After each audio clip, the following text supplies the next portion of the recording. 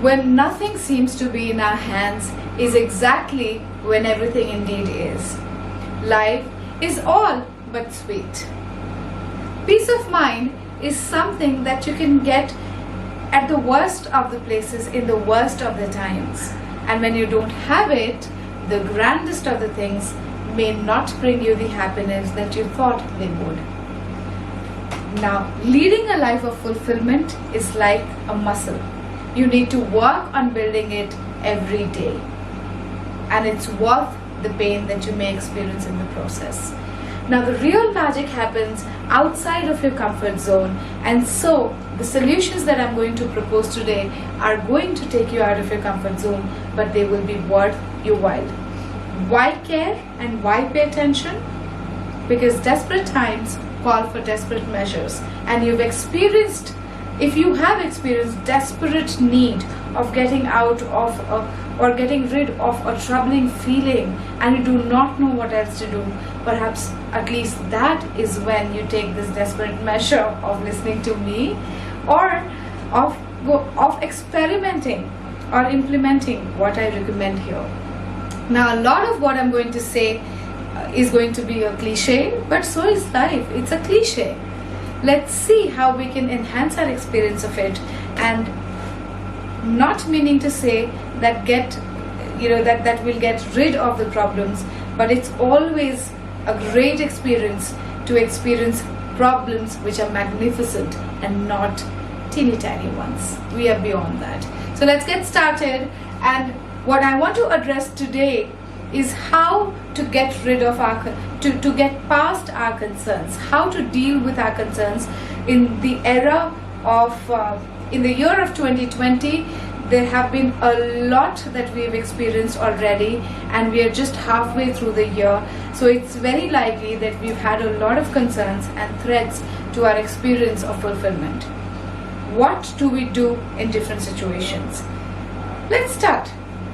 First thing first, every concern that you experience will either just be a concern out of your influence or will be something that you can influence. By that I mean either it's something that you can just be worried about and do absolutely nothing about, or it can be something that you can change and influence, that you can act on. So the first step to address any concern is to identify whether it falls in your circle of influence or the larger circle of concern. Now, we can be concerned about a million things, but we may not be able to change or improve or better a million things. So our circle of influence will always be smaller than our circle of concern. However, that does not mean that we are helpless. So the first thing, like I said, is to identify whether your concern falls in your circle of influence or circle of concern, and oftentimes it falls somewhere in between. So for example, in order to practice this today, I will take a few threats that I realized were posing a challenge to my experience of my top core values. So if you've checked out my previous videos, you would have seen that I talk extensively about values and how fulfillment is brought to us by leading a life where we experience our values. So if I get to experience my value of freedom day in and day out, I will feel fulfillment and I will have lesser concerns. So I will look at my values, the situations that are making it difficult for me to live those values, and those mostly are our concerns. So everything that bothers us is mostly something that makes it difficult for us to live our values. Anyway, whatever it is, let's first of all look at them with a lens of whether they are in our area of influence or circle of concern. And I make a list of my concerns and put them like this. If I don't sleep well, certain judgmental relatives, my approach to the judgmental relatives. So I can't change the relatives, but I can always influence my approach to them. So on and so forth. So these are a few elements that I've identified which are my concerns lately. I have developed some sort of backache which I feel I may influence or may not. For you, it is not imperative that you make the right judgment here, but it's very important that you try to put it somewhere here so that it at least gives you a sight of what it looks like from a bird's eye view. Does it look like something that you can impact, or it looks like you have no control over it? So I put my concerns under this list. This area which is out of my influence, those elements, those things that I cannot influence at all. I cannot change my relatives, nor do I want to, nor should I just acknowledge and accept. I've talked about acknowledgement and acceptance in my previous videos, but to simplify it here, I acknowledge that they exist. I like them or I don't, and then I accept that I have to coexist with them. I have to live this COVID lockdown. I have to stay locked down for my safety. I have to have these relatives, so I have to coexist with these relatives. Now, so that was acknowledgement. I know they exist. Acceptance. I will try to find my peace with these threats. What do I do with my area of influence? Obviously, I can influence these, I can change these, I can impact these. So I act, and of course I make an action plan first and act on them. Easier said than done. I know a lot of you may feel that it's so easy for you to say that you acknowledge and accept. It's so easy for you to say that you act on your concerns. Well, I know it is.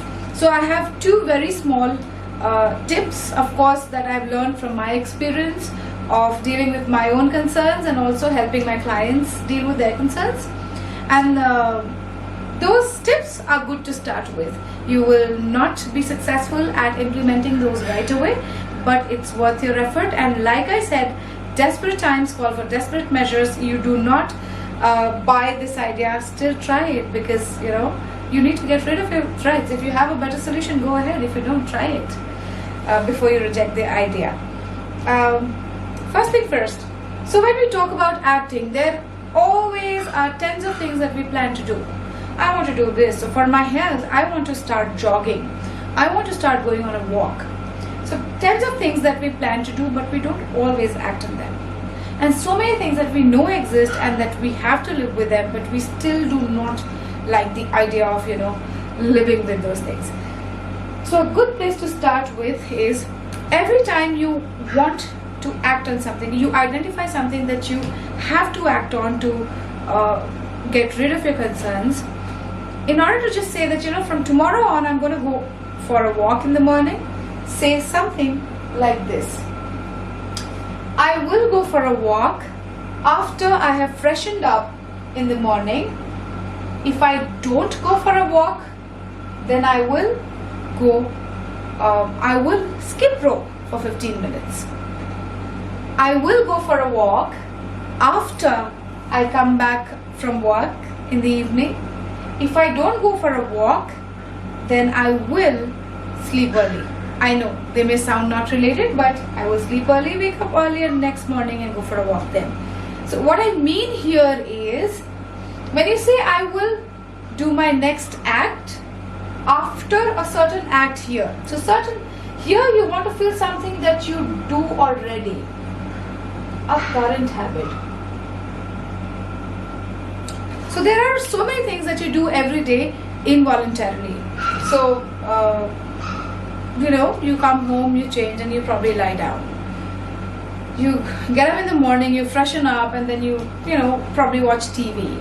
So if you link your new action plan, or the new habit that you want to build, or the new thing that you want to do in order to get rid of your concerns, to something which is already existent, to a habit that you do every day, it will be easier for you to start, because this habit will be your trigger. So every time, after the first 5, 6, 10, 20 attempts, this habit will become a trigger for your new act, and that will become your habit soon. And once it becomes your habit, you will not really have to put in conscious efforts. So I will go for a walk after I change when I come back from work. If I do not go for a walk, then I will walk when I make a call to my family members before the end of the day. So that's my way of building a new habit. This is also called habit chunking. And this is really effective. This is way more effective than saying, okay, from Monday I'm going to start my diet. From tomorrow I'm going to wake up early and go for a walk. Next, now this, my dear friends, as you would know, is much easier said than done, to acknowledge and accept.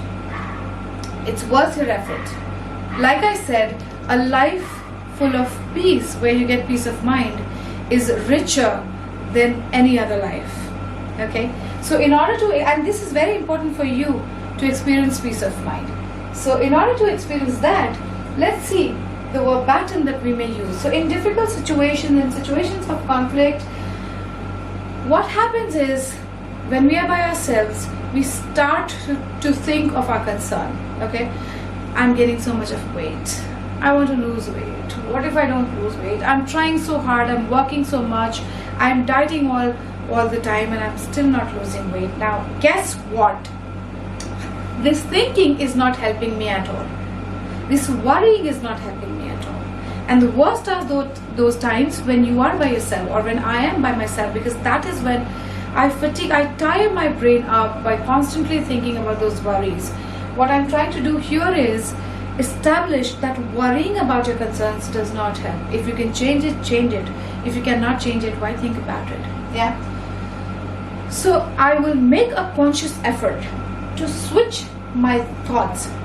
And this is a muscle that you build. So every time you think about something negative or something that troubles you, try to switch your thought consciously to a beautiful picture that you want to visualize. So for example, from where I am right now, I want to visualize a real fit me, a real healthy me. Now every time I catch hold of myself thinking of something which bothers me, okay, this is Corona crisis, I'm not able to go out and enhance and develop my business. What if I run out of money? Thinking about is not helping. So every time I find myself thinking about this thought, I will consciously try to switch my thoughts. Now it's not a good idea to suggest to people not to think. So more often than not, you hear the phrase, you think a lot, you should stop thinking. You cannot stop thinking, you will die. So if you are one of those who think a lot, try to think good thoughts. And one very good way of thinking good thoughts is to have your goals in mind, have your visualizations in mind, and then try to keep building on that image. Now when I say building on that image, I really want you to picturize yourself achieving your vision or your goal. So for example, what I do is, every time I catch hold of myself worrying about the COVID crisis, catching infection, or somebody in my family falling sick due to it, every time I catch hold of myself worrying about these things, I switch my thoughts to visualizing something positive in the future. I visualize my beach house, I visualize my fit body, I visualize a lot of other things which relate directly to my goals. So I will switch to visualizing my fitter self whenever I catch myself worrying or thinking about losing business due to COVID. Now these two do not have to be related. Your concern or your worry does not have to be related to the visualization that you build here. All that the visualization has to help you achieve is to take you out of that space of lack or suffering or worrying to that space of abundance, where you visualize yourself with abundance of whatever it is that you desire. Now, like I said, it's very easy to say, very difficult to practice, but it's like building muscle. The more you do it, the more you get used to it, and gradually it becomes a habit. So you will stop to find yourself worrying, and the moment you will worry about something, a good thought will just come rushing to your rescue. This will make you uncomfortable, but remember, the magic always happens outside your comfort zone. Try to do it. For some of you, you may find it very silly and childish, but trust me, these two are one of the biggest and most effective ways of building good habits here, and good thought patterns. You cannot otherwise direct your mind to think good thoughts all the time. Switch thoughts, switch negative or worrying thoughts with visualizations.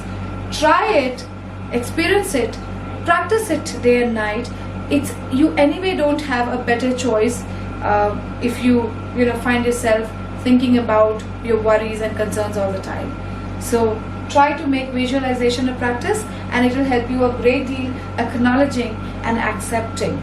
You will not really keep worrying about the concerns. Anyway, worrying does not help. Accept it, acknowledge it, let yourself feel those emotions, and go past it. So here were my 2 cents.